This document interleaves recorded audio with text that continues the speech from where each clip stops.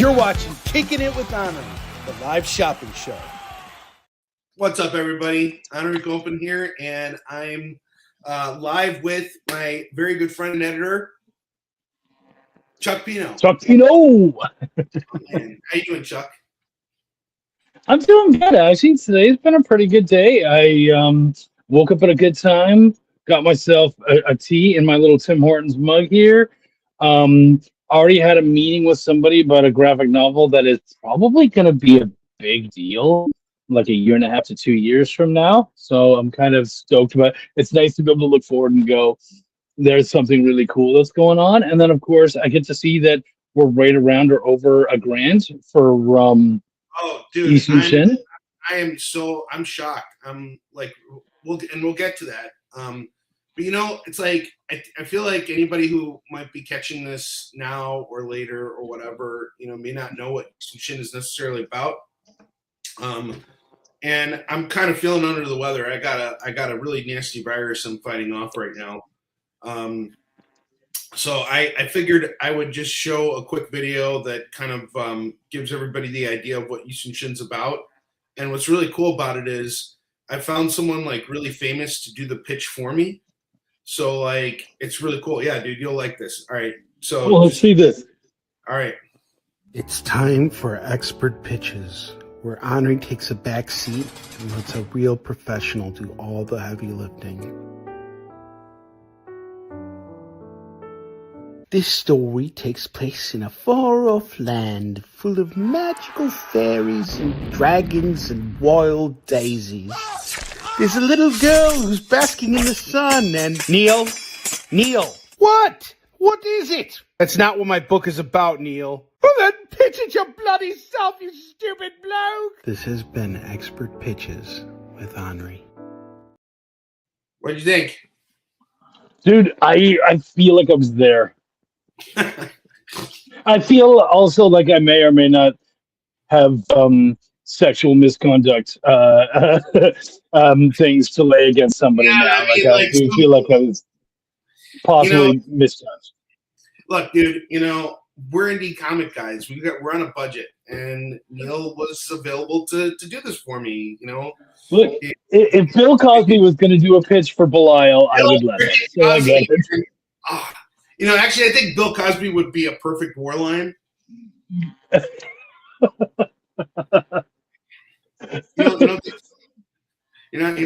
on, Kia!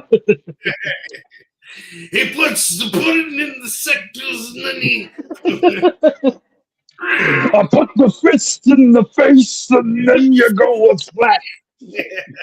Bill Cosby is war lion. Let's put that in as a hashtag right now. That's it, man. That's it. Oh, and canceled. Yes, exactly. Well, you know, here we are. We're in the campaign. What's up, Pops? How you doing? And anybody who is concerned about my background, don't worry about it at all. You know, what up, Pops? Yeah, that's Pops. Pops is here.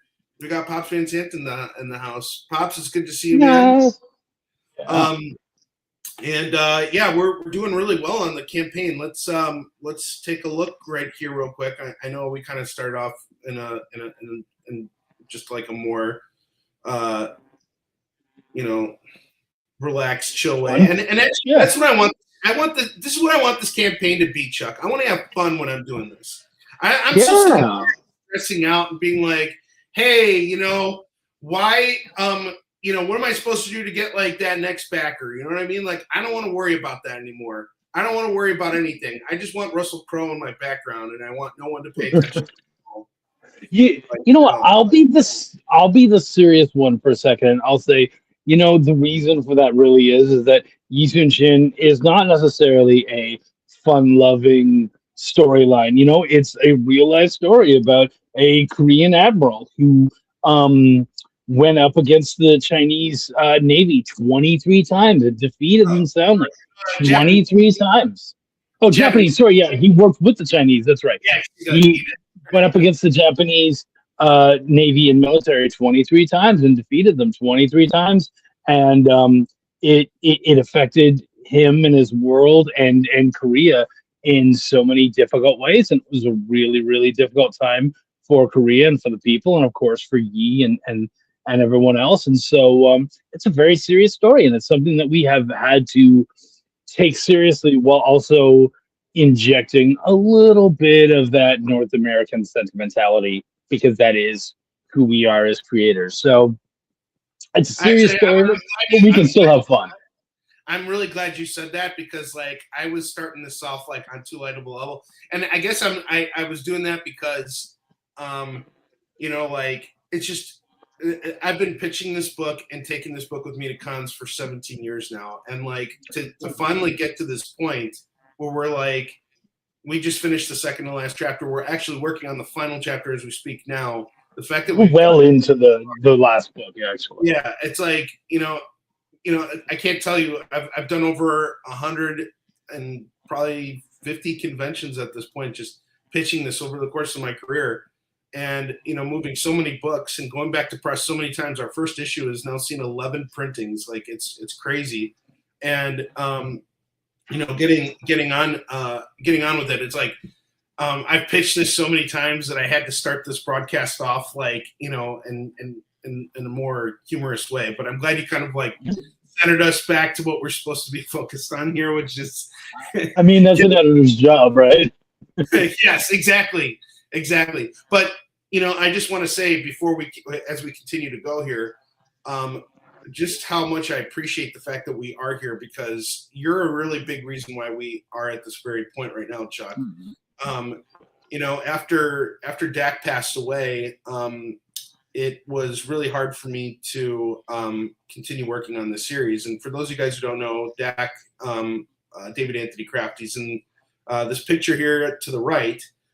He was a former Marvel editor and writer, and he had a really big. He basically wrote the first run, the definitive run of She-Hulk, the Savage She-Hulk. So Stan Lee and John Buscema, they did the first issue, and then after that, Dak took over from issues 2 through 25 with Mike Flossberg, and he basically built the entire world around She-Hulk, all the lure and everything. He also ran Comics Interview for 150 issues. He had a really amazing run on on Defenders. He helped discover like major talents like Brian Stelfreeze and George Perez. It's really wild the career that he had, and he was my mentor, and he was my editor on the series. He had retired from working at Marvel for a long time, and I dragged him out of retirement. When he saw what I was doing with YI SOON SHIN, he wanted to be a part of it, and we really built something together. And we had a very close working relationship, and he was fantastic. He taught me so much about comics and publishing and writing and putting it all together. And he died, unfortunately, from complications from COVID in 2021. And that really messed me up. It really messed me up. And it was really hard for me to continue working on YI SOON SHIN, because he actually died as we were finishing up issue 10 on the series. And I was just like, I can't work on this anymore. There was a point where I was like, I don't even know if I can make comics anymore. It was like that big of a deal for me. Yeah. And then I started talking with Chuck. And, Chuck had me on his show back in December of 2020. And he had a really good interview. And he asked me a really great question. And it was that question that made me think to myself, man, this guy would be a really great, fun person to work with. And, it obviously took me some time to grieve and go through things after Dak passed away. But then the first person I reached out to was Chuck. And we started talking about my hang-ups with Warline, because I couldn't work on YI SOON SHIN. I just could not do it. And once I started talking with Chuck, he really started lighting the way for me. And lo and behold, a few years later, we finished Warline. We successfully fund Warline, and we get it out there. And now we have a completed series. And immediately after that, we get on YI SOON SHIN. And, Chuck, it's no surprise to me at all that when you came on here initially and I asked what was going on, you told me all these things you got, in the works right now, because you are a tanker, dude. You will like just keep moving forward. You know, you're a locomotive. Sorry, not a tanker. You're a freaking locomotive.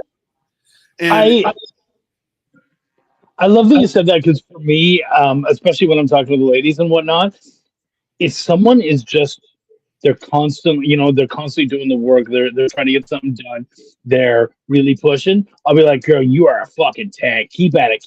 And so I love when you said tanker. I'm like, yeah, I am kind of a tank. Like I do and that is something that is very much in my family. Especially my younger brother and I, we like to call ourselves bulldozers. Like we're gonna get in there and we're just gonna push through it, and we're gonna find a way to get it done. And it's not always gonna be subtle, and it's not always gonna be pretty, but you're gonna get through it. And when it's all said and done, it'll look better. But we're gonna get through this. And so, yeah, thank you. That is how I see myself too. It's true. And the thing is that especially in this case, I feel like you've really helped me bring out the best in myself and the creative team. And, you know, especially when you consider what we had to go through with YI SOON SHIN, I mean, we took a completely different direction. We had a change in the art team. So for those of you guys who don't know, Dexter Wee, who we had work on Warline, we had such a great working relationship with Dexter that I invited him to come on to finish YI SOON SHIN with us, because it just felt right. And you know, the way I have seen Dexter level up, the way I've seen everybody on our team level up from bringing you on has been incredible. But now let's take it a step further. Let's start with where we actually kind of had to pick up the pieces with Hunter and Destroyer 3, which was creating this really awesome character, which I honestly think is the star of the show. And, you know, I think we're just doing some really awesome stuff with right now is Chuck Sin. And I wanted to give you a chance to talk a little bit about her, because, like, honestly, you know, the way it started was I came to you and I said, all right, I don't even know what we're going to do here, but I feel like we just killed off our a main female character, and now, you know, the story doesn't have a female character in it anymore. We kind of need to, you know, bring it back together, but this is like the second to last issue. We can't just make this look like it was an accident, and it has to be intentional. And then we started kind of putting the pieces together, but it all started from a really from one simple idea that you gave me, and I'll just let you take it away from here. Well, first off, to take you guys back just a little bit further, I did help finish up issue 10. So, yes, and I also went over all the other issues, and we did end up doing some edits on those, and that was really helpful. But it was incredibly intimidating for two things for me. First off, I've never done an issue 10. I've never come in at an issue 10. Like, this was a very big first for me. So I already had a bunch of stuff I had to learn, and it's real history. So you're already feel tied to something where you're like, I got to be respectful of an entire culture and of an entire history and all that kind of stuff. Like, it was a lot to take on.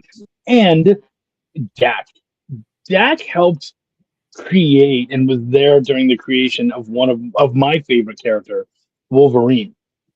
And so to me, I had some huge shoes to fill. And when I read issue 10, I'm like, I don't know what 11 looks like, because I don't know what I add to this. I don't, like, this is not, Chucky is not known as somebody who knows the Korean culture that well. He is not known as a history guy. Like, these are not my things. So I just need to add my own story sentimentalities in here. I need to respect the 10 issues that have come before, because, again, issue 10 was pretty much done. And I really needed to care about it. And when we started talking about, Jin, sorry guys, spoiler alert, but one of the main characters, Jin, had passed. And we both realized, like, yeah, we really need a really strong female character to come in, but she also needs to feel like she's already been a part of this world. It's not like, hey, and introducing blah. She needs to feel like she was somehow in there. And we were very much able to do that and even connect her to, am I allowed to say her connections to certain people, or just that we have them? Yeah, I would say just that we have them. I really don't want to tip that. So she has connections to people like Jin and to Baron So. And so because we were able to do that. But it all actually came from watching Brooklyn Nine-Nine. And I was watching Brooklyn Nine-Nine. Oh, that's right.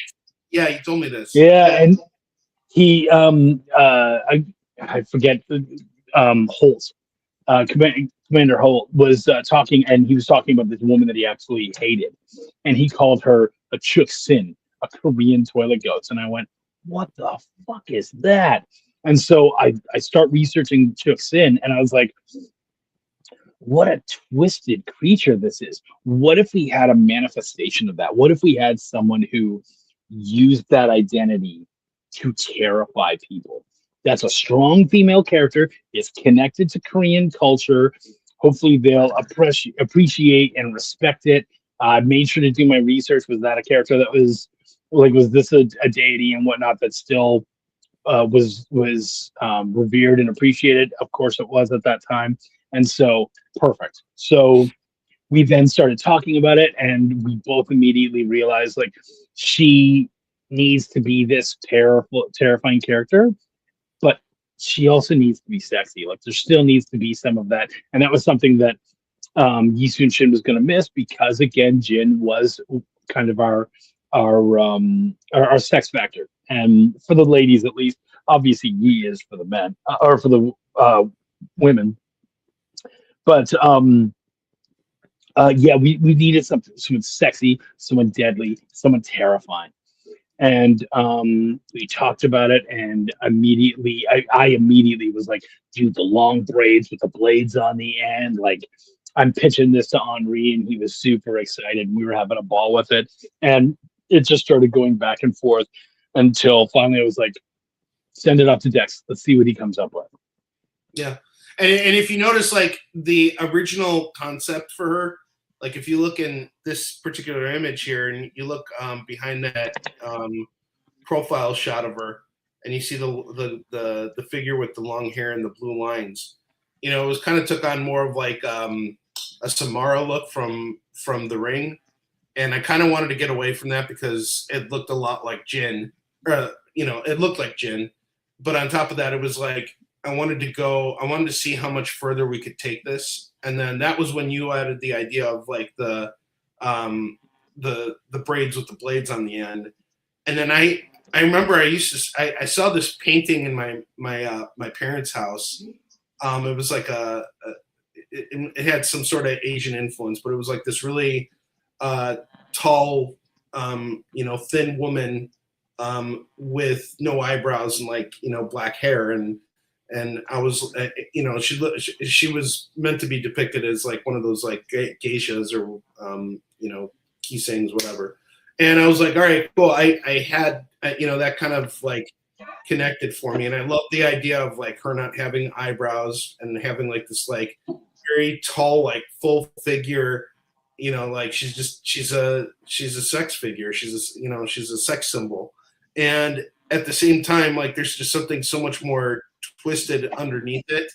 And, you know, like, I love that. I love this combination of, we can take something that, you know, honestly has like some kind of like, you know, grotesque, you know, a grotesque background, and turn it into something that is actually, you know, like appealing for, you know, for that audience. But one thing I also wanted to say too, it's like, when you look at the history of who Chuk Sin is in mythology, she was, you know, what Chuck was saying, she was a toilet goddess. And so, not toilet deity, sorry, she was a toilet ghost. So what she would do is, she would actually, the legend is that men would go to the bathroom, and back then they would go to the bathroom in these like outhouses, and she would be waiting for them out there with her long hair, and she would choke them to death. And so that was where the idea of the long braids with the blades on the end came from. And she's manifesting this presence. But I honestly don't think that you can get the full sense of who this character is when you initially see her in Hunter Destroyer 3. Like, she's there to push the story forward, I think, when we first see her. But what's really great is, you know, we actually have a secret origin story for her that Chuck wrote. and it's fully illustrated, and it's going to be available. It's our first stretch goal for the campaign, and basically we got to hit our goal, which is 5,000. And right now we're making some really great progress. I mean, I'm so pleased with where we're at right now. 1380. That's amazing. You know. Oh yeah.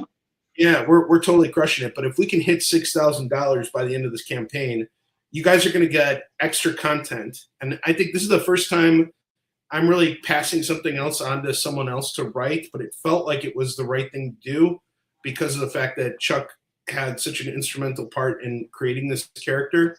And this is going to give you a sense of who this person is. And it's a digital-only story, at least for now. And it features, artwork by the creative team of YI SOON SHIN. So, you guys are getting something that is like of that level. And, Chuck has really owned this character. And what's really cool about it, if you look at it, Chuck Sin, it's really like, if you say it really quickly, it's Chuck Sin, like Chuck Sin in this issue. This is where he's the editor on the series. And I'm really just pleased with what he did here. It's really fantastic. Yeah, no, I'm so proud of this character, and again, like kind of going back to what I was saying before, I didn't know what the book would look like with me in it, and now with everything I've done with Ethereal and all that kind of stuff, and just my storytelling philosophies and the kinds of things that I enjoy, I look at Chuck Sin and what she does and what she brings to the table, and I go, that's what YI SOON SHIN looks like when Chucky steps in. Like that's dead on. That's me. Like I can look at that and go, yeah. That's something I would totally get stoked about. And honestly, and that's what Dak would feel too. I mean, Dak was the one who Dak was the major force behind the creation of Jin and the things that we did with Jin. Bringing you on, it's like I kind of knew this right away, and honestly, it's interesting because it goes all the way back to when I first started working on YI SOON SHIN. When I wrote the first issue, it's really kind of like devoid of like female presence, and I submitted this, and I was thinking of that movie Master and Commander, starring Russell Crowe. Yeah, I was just picking something up there. Sorry about that. But anyway, if you notice that movie, there were no females in the movie, and I don't know why. I think it was like the era that I was in, but like, I was starting out in comics in like the worst time. I was like at the time when you make comics as cinematic as possible. So no lame sound effects, no thought balloons. Like let's just do away with all that stuff and make it as cinematic as possible and take out everything from a comic that makes it a comic, including women. So I submitted this book to like every single publisher, Dark Horse, Image, Onrie Press, like Fantagraphics, everybody, and they all like shut it down. And the one that got back to me and gave me some real honest feedback was Slave Labor Graphics, Dan Votto. And he said, your book is missing females in it. And I was like, oh, okay. Well, then I started talking to Dak, and I showed him the book, and he's like, yeah, your book needs females in it. And we're going to add it right now. And so if you look at the last page of Warrior and Defender, that's where we actually included Jin. And then she became this character that we really evolved and really she became pivotal to the story. And so much depth. I love that character. I love Jin so much. Yeah, and she's really so nuanced. And by the end of the point when we decided it was time to, when we decided her ultimate fate, Dak was really hesitant. It was about 2 years before he passed away. And when I came to the idea that this was the route to go with her, he was very hesitant at first. He was like, no. And I'm like, no, this has to be what happens with her. And if you guys follow the story, this may seem like a spoiler, but you can't truly understand it unless you read the story. And honestly, like, I don't see spoilers as a reason to stay away from something anyway. Like, it just takes away the surprise from you, but like, you can still enjoy the story. Like I'm watching The Sopranos right now and I'm enjoying every minute of it, but I know exactly how it ends. I know everything about it, and it's not taking away from all the other things about the show that are great. but we're not going to spoil too much. But you know, I just want to say it's just really great how we closed off this loop. But you know, it's interesting too when you look at a show like Game of Thrones, where like characters were getting you know, killed left and right. They didn't necessarily, their stories didn't end with their deaths. You know, they kind of lived on beyond that. And the only thing I can say about Jin is that her story is not finished yet. And, you know, and that's what I love about it is, Chuck, you really stepped in here and helped us bring it all together, like tie it all together, because there's so many risks with the penultimate issue of a book or of anything, to be honest with you. Like one of my favorite shows, Spartacus, the Blood and Sand. Did you ever Blood see and that Sand? show? Yeah. I didn't see it, but I've heard a lot about it, yeah. Well, it's a great series. Like the whole thing is fantastic. And every episode of that show was great, except for the second to last episode. Like it just felt like filler. And it's like they were trying to bridge this gap to get to the final episode of the show, and they killed off a main character, and it was just like, you know, very sort of like dialed in. You know, it wasn't, you know, it was set up, but it was like, okay, this is just set up. Let's just get to the final issue already. I don't feel like we did that here. I feel like we really got a solid book here, where it's like by the time you're done reading this issue, even though there's been this huge gap in between when you last read a YI SOON SHIN book and now, if this book isn't going to make you scream, I need that final issue afterwards, you know, I don't know what is. Like, this is not a filler book by any means whatsoever. This is like, holy shit, it grabs you by the throat the second you start reading it. And you know, and then literally,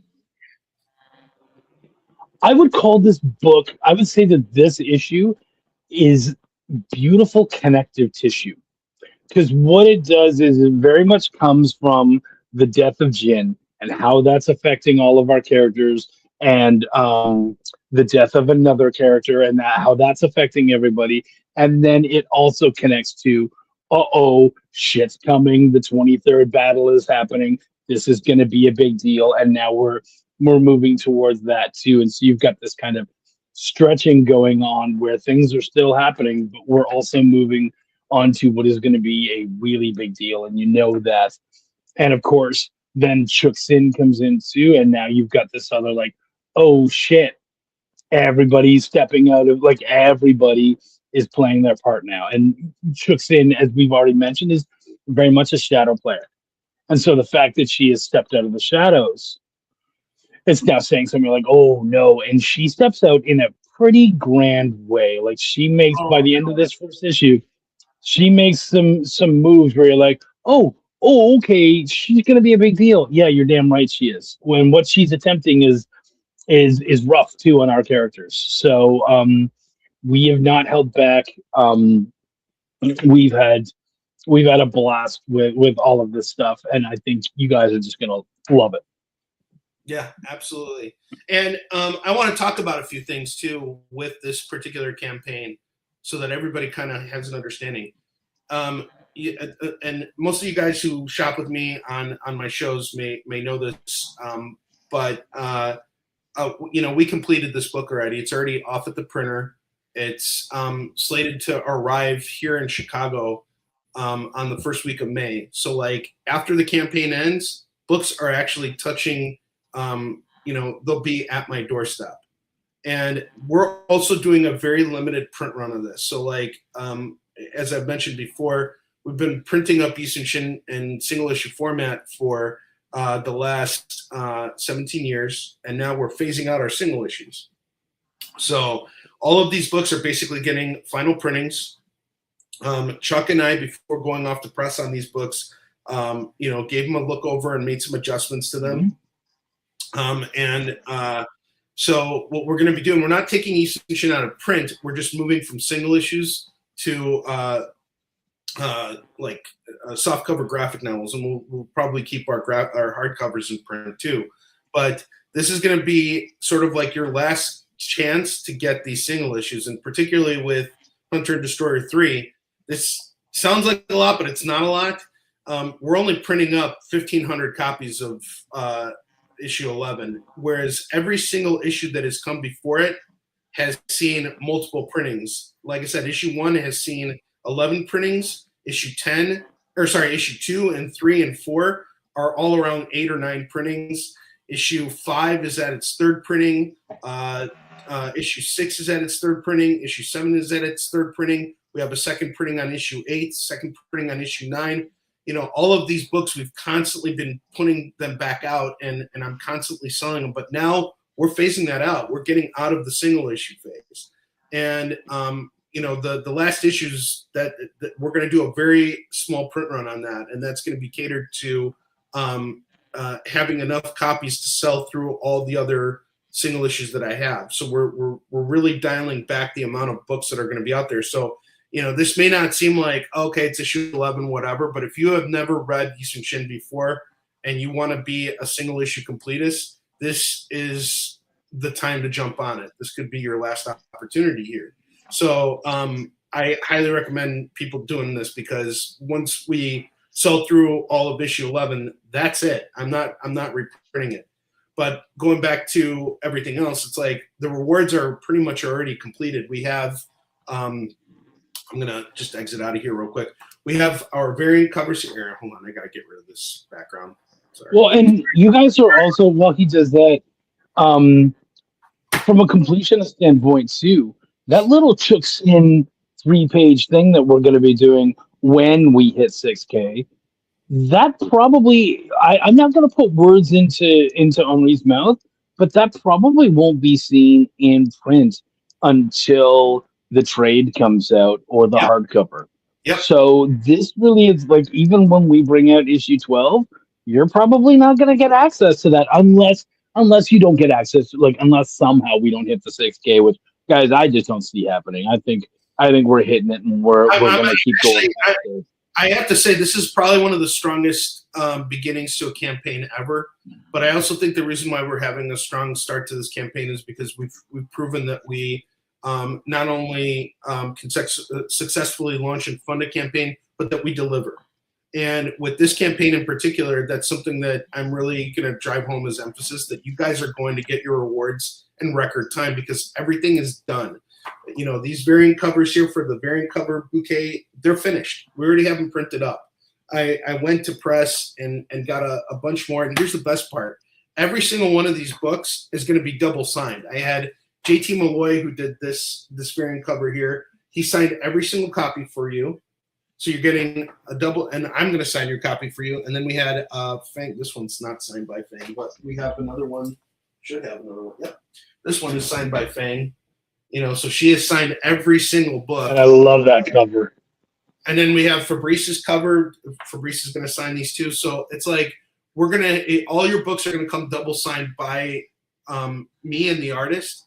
And you guys don't got to stress about anything. Like, you're going to have this really beautiful bouquet of covers. It's already double signed, at such a killer price. And I just think it's worth it, to jump on. If you jump on with the whole bouquet, that's great. But if you already got one of the variants and you want to get, another one, you can jump on and just get one of the variants. I'll let you choose which one you want. And, I see JT, I see Fang, and I see Fabrice all the time. They'll be more than happy to sign your books and make sure that everything is set up for you. And, you're getting a nice package deal here. So, like we're gonna hook it up, and we're gonna hook it up fast. Like by June, once I'm done with my next convention circuit, my goal is to just take care of all this for you guys. So this is all gonna be out the door and at your doorstep by no later than July. The only reward that's gonna probably take a little bit longer is the original art, because that's currently in the Philippines, and Dexter's gonna have to ship that here, and that's gonna take time to get here. But everybody who is back at that level has always received their original art, has been very happy with it. So we don't mess around. Like, I take Kickstarter very seriously. This is my 8th campaign. Every campaign I've had, I've successfully funded and delivered on. And I learned a lot every single time I went to the platform and have returned to it. So I take your business very seriously, and I take your support even more seriously.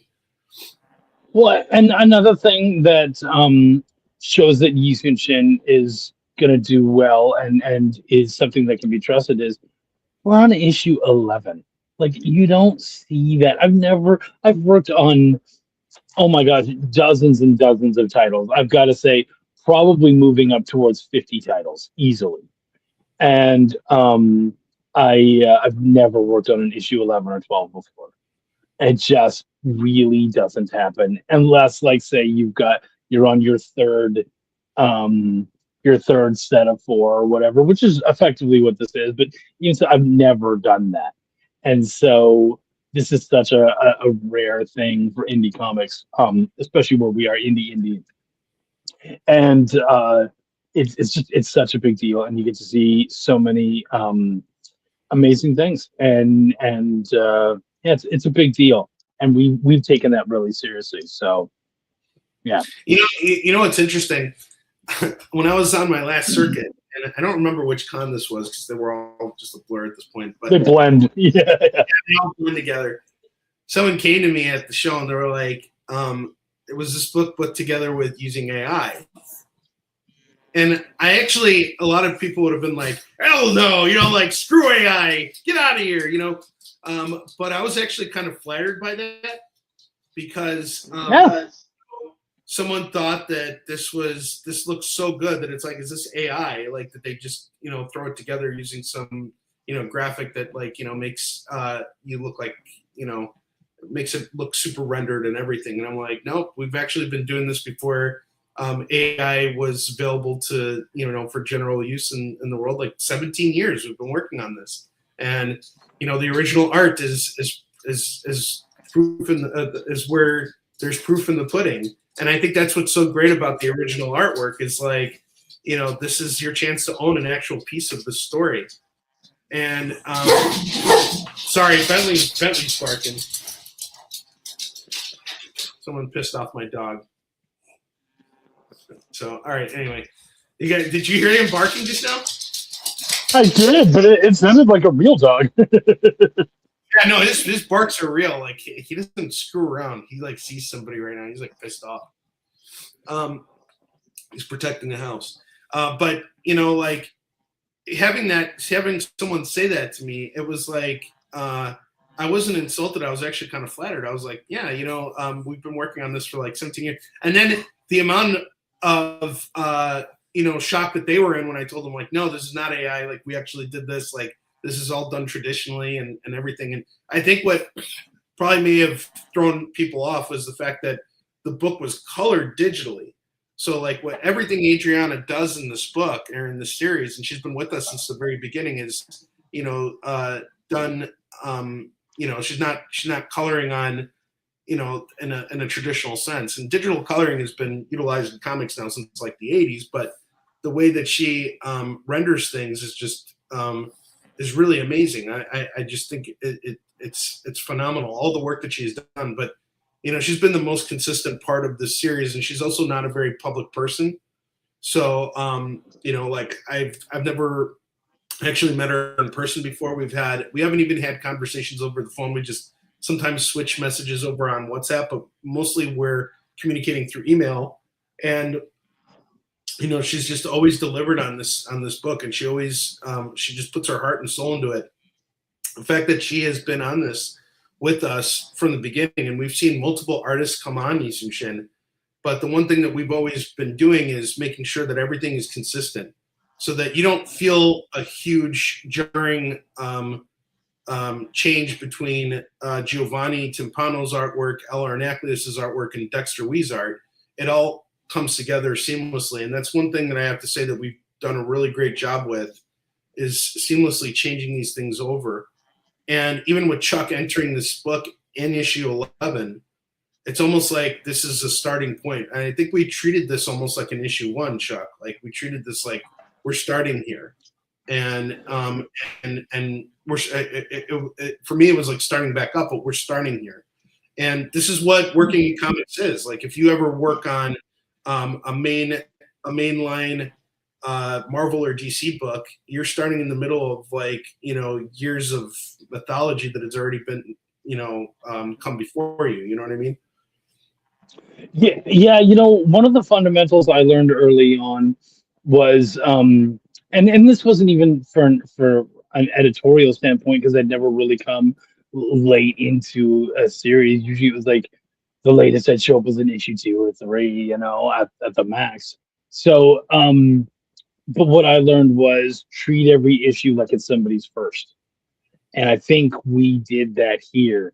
And of course, also with the introduction of Chuck Sin, it allowed us to then go into the history of certain other characters and whatnot, that then allowed us to span the history and everything. And so, yeah, like even if you're new, this is still a pretty solid book. I mean, you need to go back and read the rest of the series. It's silly not to.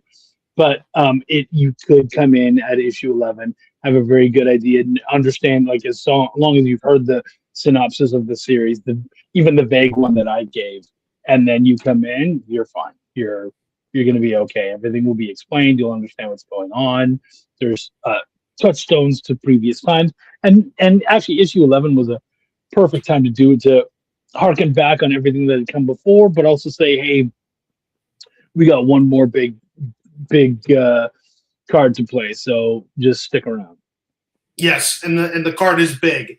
And the thing that I love about this too is, even if this is your very first issue of YI SOON SHIN, like, as long as you have an idea of what happened before, you'll be able to jump on even with this. I'm talking historically. I mean, all of this stuff's online, right? So it's like there's nothing. This all actually happened in history. It's the way that we're. Well, we certainly took some of our own. Like there are some obviously some characters, Jen, Tristan, they're our own, but yeah, but that's what makes it interesting. It's like, let's go back to Spartacus. Everybody knows the story of Spartacus. What about the Tudors? Remember how popular that show was? Everybody knows the story of Henry VIII. But like Henry VIII's story retold the way it was told.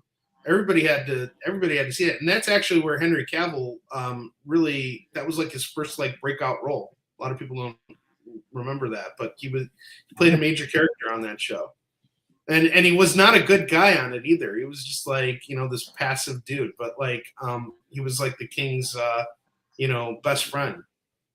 But I have to say, Chuck, I'm really happy with where we're at right now, because I remember on our previous campaign, when we started the last campaign, we ended at about 1,500 on the first day, and that's where we ended. It's now 1 o'clock, and we're only $60 away from hitting $1,500. So I would really love to see us hit 2,000 today, because if we hit 2,000, that means we can totally hit 6,000 by the end of this campaign. And I really want to see that for this. We've been at this a while, and we're gonna finish this strong. Everybody who has come back, thank you for coming back, and for those of you guys who are new to the series, you're jumping in at the right time. You're not going to have to wait like a long period of time before the next issue comes out. We're already working on the final issue now. It'll be out next year at some point. I don't know when, but we're working on it. Yeah, absolutely. And you're right. Like with Kickstarter, we usually say you want to do a third in the first, like 3 days, and then a third over the period in between, and then a third over the last 3 or 4 days. So yeah, if we can hit that, I mean, even like if we can hit 2K in the next 3 days, which again is not an issue at all. Hitting 2K today actually is very probable. If we can do that, then there's no reason why we can't keep up that momentum for the rest. Hit the 6K. You guys get that awesome Chuck Sin bio story, which I think it when you read it, you get to see just enough where you go, ooh, this character is going to be cool. I understand the connection between the woman and the myth, and you get very excited for her potential. And of course, we do get to see that potential realized within issues 11 and 12. Yep. And just so you guys kind of have an idea of what we're doing with this. So there's multiple usages of Kickstarter for creators. So some creators use this as the entire package. So they fund their entire production costs, their print run, and their distribution all through Kickstarter. For those of you guys who know me, I'm a convention guy, so the majority of my money is going to be made on any money that I take home is going to be made on the convention floor. It is not going to come from this campaign. In fact, it can't come from this campaign. All of the money that I am raising for this campaign right now is going into just simply printing the books.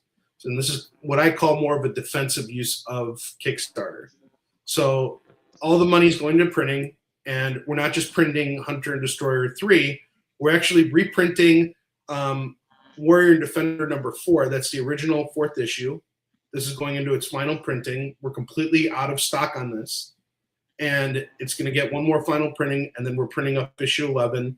And then whatever money we have left is actually being used to reprint Warline 1, which is going to get one more single issue printing. So Warline, we're probably we got big plans for Warline, but we're right now really focused on getting YI SOON SHIN done. So what's really cool about this campaign too is we're almost out of Warline 1, the first printing. So if you guys want to add on Warline because you haven't picked it up yet, you can get the entire series right now and include that first printing in there. And you will get all your books signed by me, and everything's already in stock. Everything's here. And we also have all of our, we have a bunch of variants from our previous YI SOON SHIN books. We also have variants of Warline, and we also have Mark's A Tale of Survival, which is the book I wrote about my grandfather. All of this stuff is available right now on the Kickstarter campaign.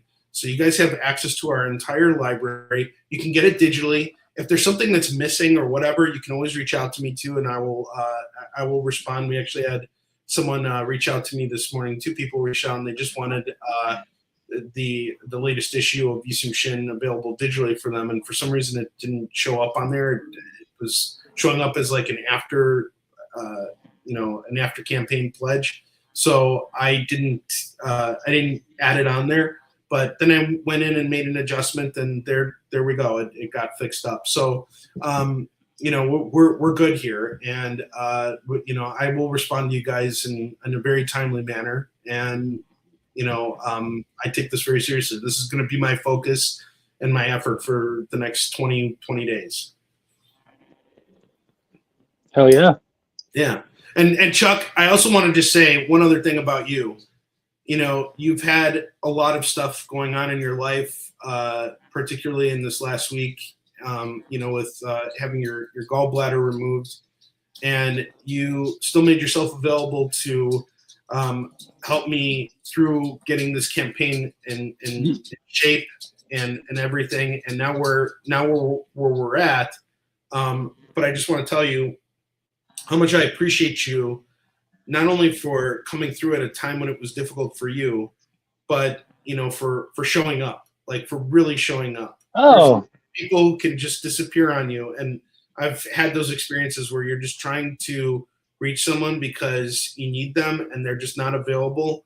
You have really gone out of your way to make yourself available for me. And for those of you guys out there who have never had the chance to work with Chuck, this is one of the most reliable people I have ever worked with professionally. I'm not kidding. I say this. No, I appreciate it. And especially like when we have such a good, you know what? I'm not even going to say working relationship. We have such a good relationship back and forth that like, I want to do well by you. And I don't remember the story that well, but I know that I was going into surgery very soon. Like, I don't remember how close I was, but I was in the hospital about to go in for surgery. And you had asked me something, but I had been so sick and throwing up, I wasn't able to deal with it. By this point, I'm medicated, I'm ready to go, I'm feeling a lot better. And you called me, and I'm about to head into surgery. And you're like, hey, can I? What was that? My timing was impeccable. It was impeccable, actually. And you were just like, hey, man, I have some questions real quick. And I was like, yeah, actually, I'm going into surgery very soon. So now is the time. What's going on? And he asked me some questions. And I remember, and I believe it had something to do actually with the Kickstarter. And so we went over it real quick, and we dealt with everything. And he's like, thank you so much. I'm like, not a problem, man. I literally had nothing else to do except for wait for the surgery. So it actually helped me to feel a little normal and a little less like doom and gloom. Yeah. So no, yeah, I appreciate that very much. I mean, you know, like even now, I feel like absolute butthole right now. Like I just feel like absolute garbage. I don't even know how I mustered up the energy to come and do this. I'm just so glad tonight we're gonna just do a low key creator hangout. Which, by the way, you guys are all invited to tonight. We will be back on the air. Chuck's going to be with me too. We're going to do a creator hangout. We're bringing on a bunch of guests, and they're all going to talk about their Kickstarters and all that kind of stuff. And we're going to have a fun time there too. But you know, Chuck, I appreciate you always being available and you know and helping me walk through everything. Like you are absolutely a wonderful person to work with, but you're a really good friend. You know, this is how friends treat each other. So I appreciate that very much. It means a lot to me. Thank you, man. I totally feel the same way about you. You and I've been really good for each other. We both ended up having divorces within like 2 years, maybe 2 or 3 years of each other and stuff. And I feel like that's happened with so many people. You know, it's really wild. Like just so many people going through the same thing. But you know, it's kind of weird how we connect with each other more through crises when we have realities. But I mean, I had no idea you were getting divorced when we started working on Warline. You know what I mean? Like I had no idea that was.